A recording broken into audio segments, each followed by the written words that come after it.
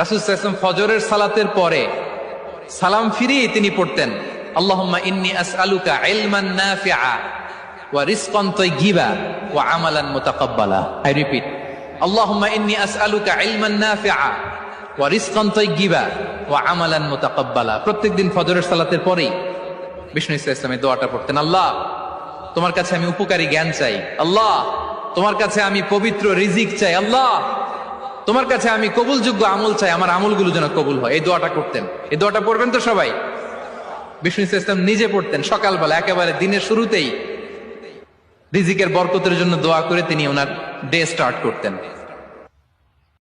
রাসূল সাল্লাল্লাহু আলাইহি ওয়াসাল্লাম ফজরের সালাতের পরে সালাম ফিরিয়ে তিনি পড়তেন, আল্লাহুম্মা ইন্নী আসআলুকা ইলমান নাফিআ ওয়া রিজকান তাইয়্যিবা ওয়া আমালান মুতাকাব্বালা। আই রিপিট, আল্লাহুম্মা ইন্নী আসআলুকা ইলমান নাফিআ ওয়া রিজকান তাইয়্যিবা ওয়া আমালান মুতাকাব্বালা। প্রত্যেকদিন ফজরের সালাতের পরেই বিষ্ণু ইসলামের দোয়াটা পড়তেন। আল্লাহ, তোমার কাছে আমি উপকারী জ্ঞান চাই। আল্লাহ, তোমার কাছে আমি পবিত্র রিজিক চাই। আল্লাহ, তোমার কাছে আমি কবুলযোগ্য আমল চাই, আমার আমলগুলো যেন কবুল হয়। এই দোয়াটা করতেন। এই দোয়াটা পড়বেন তো সবাই।